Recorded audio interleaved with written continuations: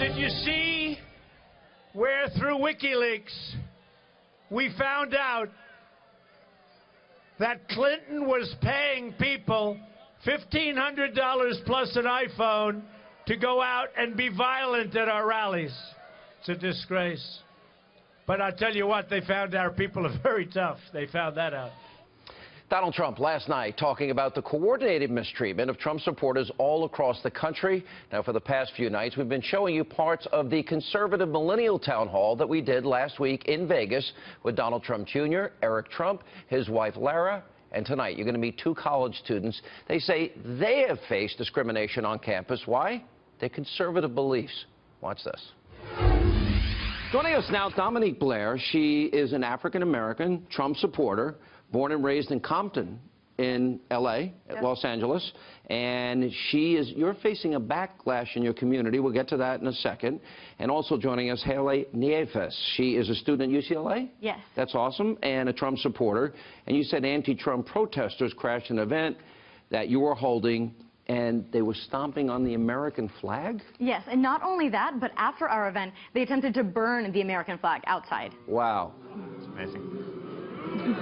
You can't make this stuff up, Sean. You really can't. You know, it's fun. As Don was talking about earlier, that's really sad. I mean, that especially where there should be a bastion of freedom of speech in a college campus and the free and open exchange of ideas, that's not happening. Tell us why you have decided to step out and say, all right, this is the person I want for president. Why? I have decided to support Donald Trump first and foremost because of the implications of the Supreme Court with the appointment of 4 Supreme Court justices. And this could fundamentally transform the orientation of our country towards the Constitution and the laws. Right. So this election does not only extend for the next 4 to 8 years, but potentially the next 40 to 50. And that is something that we need to put in context and be cognizant of. Well, yeah. Good point, right? I say it every day. Not 4 or 8 years. It's 30 or 40 years. Dominique, how are you? By the way, I love that cross. That is really pretty. Thank you. Thank you so much for being here. Tell us what happened. How are you being treated? Oh, very poorly on my campus and on different campuses. It's very hard to be a conservative activist in Los Angeles, and going to different schools and even attending activist events with conservative speakers can be very harmful and dangerous. You're faced with very crazy leftist mobs that are not tolerant of your views whatsoever. And it turns into a lot of, I would say, a lot of bad debates, I would say, sometimes violent, sometimes hitting and fights, and I've been all around it. And just for saying you support Donald Trump and you want to have a peaceful, reasonable exchange of ideas, right, and you're treated that horribly, what is important to you? Why do you like Donald Trump? Why is he your choice? Several reasons, but I would say I agree with him on foreign policy. Definitely, that's something strong that I believe in. You mean you don't support giving Iranian mullahs $150 billion? Yeah, yeah, I will say that I don't. And you believe we should say the words radical Islam? And I believe we should say radical Islam. I definitely do. And vet refugees that grow up in countries that teach Sharia? Exactly. You're reading my mind. You're an extremist like me. Yeah. Apparently, we're all radical. All right. Dominique will be hosting the rest of the show. Yeah. No, Good job. I really feel bad when I hear stories like yours, both of yours, because you're entitled to your belief system. And it's like we're under assault. How dare you think differently than another person or think for yourself or independently?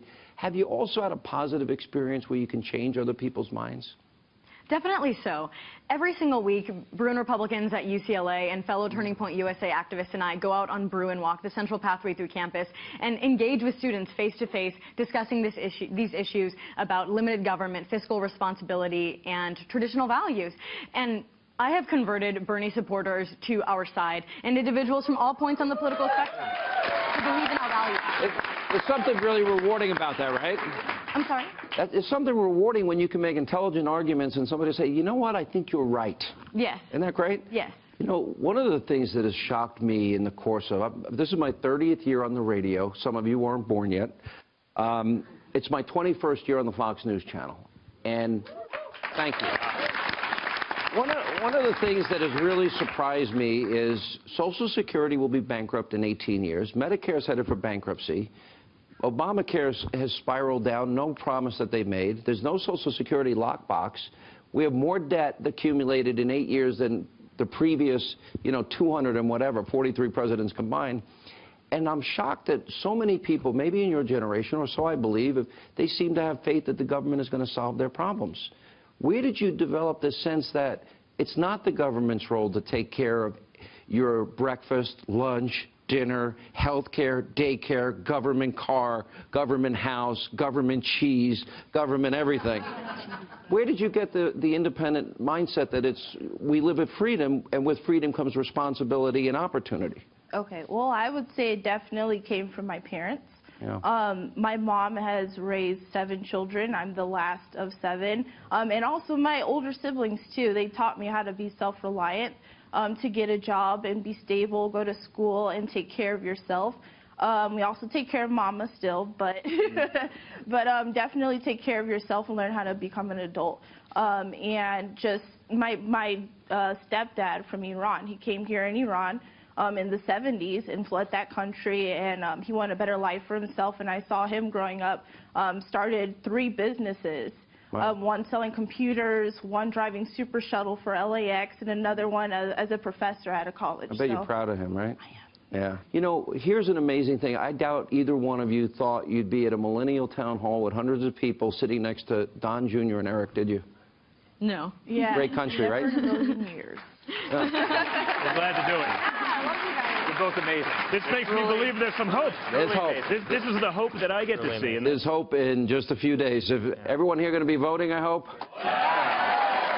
Thank you both. You're very inspiring.